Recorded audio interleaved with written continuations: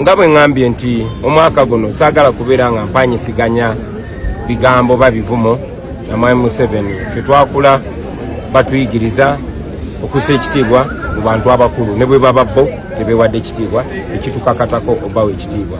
Buterevu Feeds exclusive wetusinzira okubanga tukuweereza wakola ky'amayingo ya subscribe ku mukutu gagadde wetusinzira okubanga ati tukutuusaako ensonga semasonga 226 ayensobola okugamba ate munnange wa muliro awenjogerera mu kaseera kano His Excellency Robert Kyagulanyi Ssentamu amaze okuba nga ate munnange ye abyabya bwanukudde musajja mukulu agoyinza okuba ate munnange wita General Museveni ku side eri ey'ekibiina ekya NRM avuddeyo nabeera nga ate munnange amwanukula okusinzira ku speech oba n'ebigambo amusajja mukulu ate munnange yavuddeyo nabeera nga atalinga ate munnange abiyingirira oludda lwandise olwa National Unity Platform oba nabeera nga ate munnange alumba direct His Excellency Robert Kyagulanyi Ssentamu okusinzira ku nsonga bwezitambula ku side eno byamwogeddeko byonna nga bugenda okuba nga ate munnange awobyekkanya avuddeyo nabeera nga ate munnange amwanukula okusinzira ku nsonga ezo nga bwe mwazirabye oba nga ate abogenda okuba nga oziraba ku ludda luno wabula nga ate byonna nga bikyagenda mu maaso tokomyewo avuddeyo nabeera nga ate munnange n'olukiiko ate munnange alusembeza mu kaseera kano ne bannayuganda ddala bali ku side ewandiise y'enkyukakyuka ate munnange bayitiddwa okuba mu bungi ku ssaawa zigenda kuba 11 wano ku kitebe ekikulu ekavule ekya National Unity Platform. Olukiiko luli oba gye bandiise ate munnange address gy'abadde agenda okuba nga ate munnange akwasaganya eri eggwanga lyattu Uganda ku ssaawa 2 ez'olweggulo avudde ate munnange nabeera nga azikwasaganya oba nabeera nga azisembezaako ku mpimpi mu budde obw'olweggulo ku ssaawa 11 ngenda kugamba nti ate munnange kyo oba nyiza kugamba nti kigenda kuba kyentabuli ku kitebe ekikulu wali ekya National Unity Platform. Kale nno njagala ate munnange sukembere nga nkuba ku biki byasembeza oba ate munnange byawandidde musajja mukulu General Museveni abadde ng'abuuzibwa ku nsonga ezayogeddeko oba General Museveni zeyayogeddeko olunaku olw'ejjo ekiro ekyakeeseza olunaku luno ate munnange olwalumu January nsobola okugamba nti munnange ensonga zo zibadde za busungu wabula ate nga sinaba kubanga mukuwa akansooka enkugireko ku katambi kano abasumba ate munnange bo ku lunaku olusooka mu mwaka bwe babadde ate munnange bategeeza endiga zaabwe ku biki ebirina okuba nga bitambulira mu protest vote naki ekirina okuba ate munnange kitambulira mu nkyukakyuka egenda okubeerawo 226 so kulabe katambi kano ate munnange okomewo atuyongereko nagaaliro ebo nga nti ojja kunkubanga osanze ku tteno bendera obanga nga nze mba njagiweeka kumpi mundabenga nezzolo atambula kwaimiyo ngamba otya waayi ng'oyisinziirawa okumera obulevu buno bwa waggulu gwe ng'ogamba mbu ojja kunkontroli nga hawu waayi nga nkutte mbu kati nzaawo mbabuulira nsejjusa nakwejjusa ne bebakuba ne webatanze sikiina namu buzibu nga nfiiri kwegangaweso ogenda kigamba ki nga bwe ndiba ndi awo ng'ozise nga nawe wafudde ng'oŋŋamba nga nkugamba siggwe wanzitambu wanzitira ki nti nakusanga okutebendera nyoko yagingulira bendera gye naguze ne sente zange bendera yeggwanga okulya ekinyonyi ky'eggwanga ng'oŋŋamba otya I mean, mulimu ebintu mfe bita ayamwe mata bwemba nga ideology gyendowooza nga si ndaba eri clean nekebera mu mateeka it is clean nekebera mu Bible it is clean nekebera wonna it is clean nze sikiraba mu buzibu ndaba patriotism ndaba kukwanja ndaba mukwano ndaba kunywegera ggwanga lyange tuzikwata enamboole ne tukwata ffenna tugenze kuwagira ttiimu ya ggwanga abaddusi bambi bwawangula n'agyenzingirira lwaki patriotism twagala eggwanga tunywegera eggwanga niba nenga abantu balina kibanoonya ku bannaabwe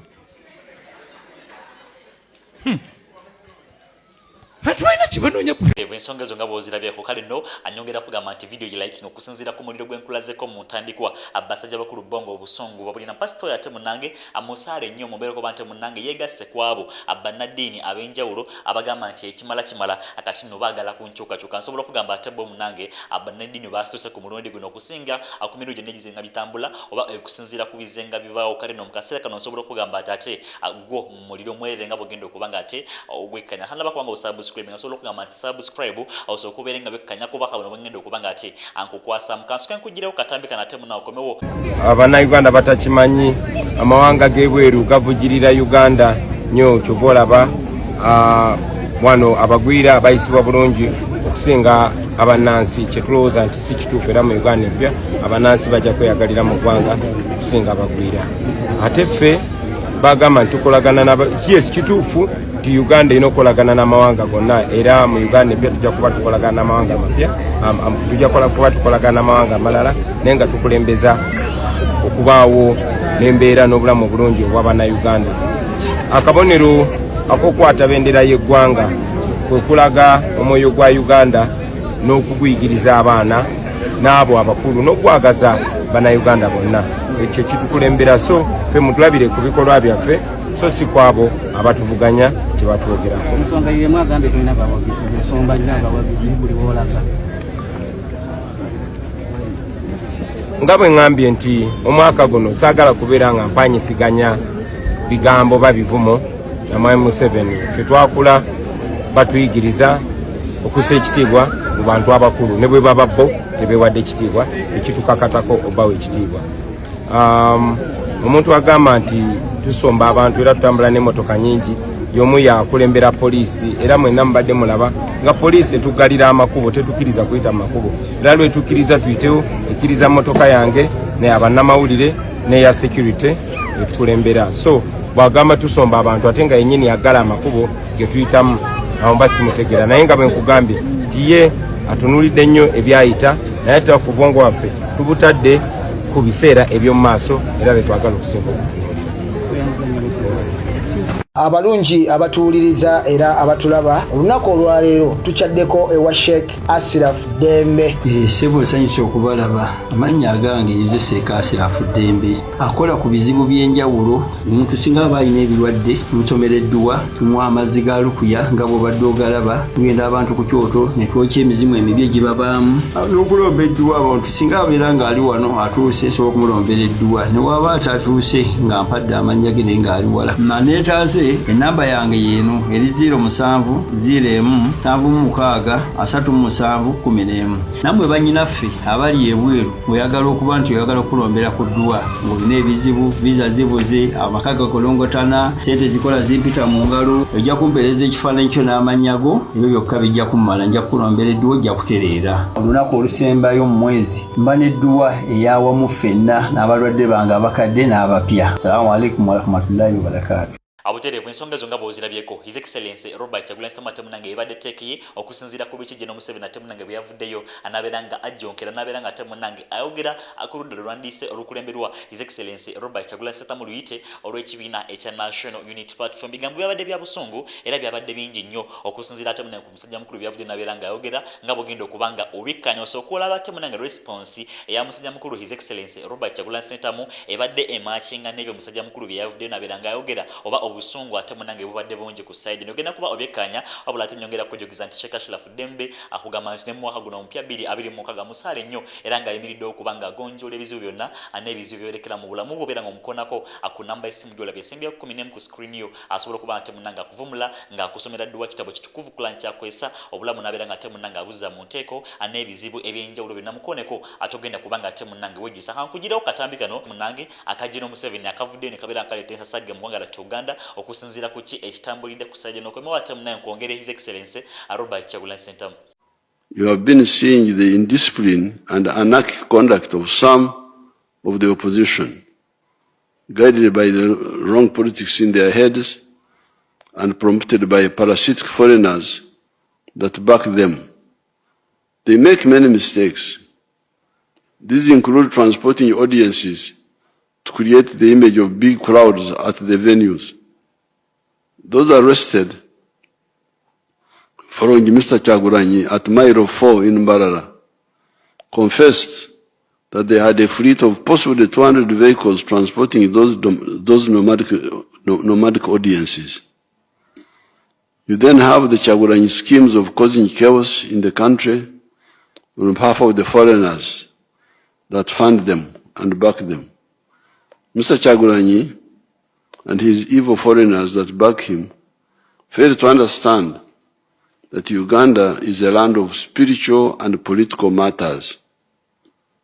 The spiritual matters like Karol Rwanga, etc., the political matters like Rutamaguzi, are very good examples for the present generations. Many Ugandans, especially those that have been with the opposition, get flabbergasted by those schemes and link up with us and peacefully dissolve those schemes. Do you remember Taja Kulaira?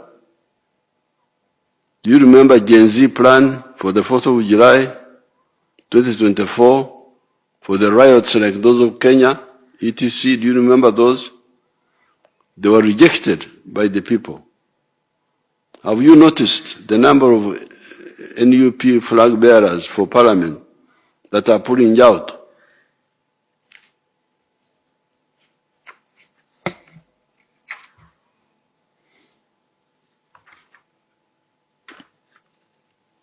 The criminal opposition must also stop intimidating Ugandans. You have no right to intimidate a Ugandan. Therefore, Ugandans, come out and vote. Nobody would intimidate you or endanger your security. Anybody who tries will have himself to blame and will end up badly. The future of Uganda is bright. Our first oil will come out next year. Regarding the police methods, I reject the practice of caning lawbreakers. Some police forces in the world do it, using batons. I, however, reject it. It must stop. Teachers and parents used to cane us, but it was a wrong method. However, using tear gas for rioters is both legal and non-lethal. Doesn't kill. It is much better than using live bullets. However, the police should be more methodical if they are to use tear gas or water cannons or other non-lethal techniques. By, for instance, requesting in time the bystanders to move away before using tear gas and other anti-riot non-lethal methods against the rioters. The police should use loudspeakers to warn people and give people time to pull away. I have been busy campaigning and have not been following the antics of the opposition actors. abuterevu ensonga zo nga bw'ozirabyeko omusajja mukuluzi yavudde nabeera nga temunnange akoonako banabeera nga temunnange ayogerako nga zizingiramu His Excellency Robert Kyagulanyi Ssentamu ekibiina kyonna gaddako n'abawagizi baakyo wabula ate n'abo abayavuddeyo nabeera nga ategeeza nti abakisapootinga mu ngeri emuko endala kwegamba temunnange bwe bubaka buli abwolabye His Excellency Robert Kyagulanyi Ssentamu abweyayonokudde ku kino akyenvukulako mu kaseera kano kale nno anyongera kujjukiza nti lubajja lunaku lusooka era His Excellency Robert Kyagulanyi Ssentamu ebigambo biri byayogedde abyogedde ate munnange ava kusinza mutonzi akale n'ensonga zayogeddeko nga akyali mu kyaki nazo anzikwetekejja ngenda kuba nzikuwako osobole okubanga ozekkanya nakugamba nti wano ku Fields Exclusive ensonga Ssemasonga wozisanga ate naba kubanga osubscribing nsobola kugamba nti bino byosobwa agattako n'ebisingawo kwabula ng'ate ag'omuzadde akyanoonya essomero wawe osaanidde okubanga otwala omwana mu mwaka guno omupya asobole okubanga ate munnange abangulwa Xavier High School ye ansawuka osaanidde okubanga ate omutwala asobole okubanga ate munnange akenkuka mu masomo ag'enjawulo aga arts ne sciences mu new curriculum ate munnange nga bali gye okuva ku senior no mpaka ku senior 6 ebifo bikyaliwo ate munange mutwaleyo nga bikyaliwo oleme kubanga wejjusa nga ate munange byo byagwawo oba akaseera wali bogendeddemu nga oli late akusaide no kambi kuwa ate munange bisingawo osobola okubanga obekkanya 10 ku mukutungu labo obaka bono atukomawo namala manzi nnyo. Welcome to Xavier High School, located in Chiboga Town Council near Lufla Zone. At Xavier High School, we build brains together with character to enable the future competence of our students. We've been leading in academics performances since 2015 to date within Chiboga and neighboring districts. We provide a balanced and high-quality education that matches with today's dynamic world. We offer both O and A-level studies in sciences and arts and a UNEB Center number with our state-of-art facilities which include a well-stocked library, a fully equipped computer lab, and a cutting-edge science laboratory to enable them be competent in today's science and digital era. Good and health feeding, a guaranteed 24/7 security team to ensure safety of every student. We as well offer DIT vocational courses like shoemaking, hairdressing, domestic electricity, media and journalism, and many others. We are your child's #1 academic destination. For more contact contact us +256 788 964 777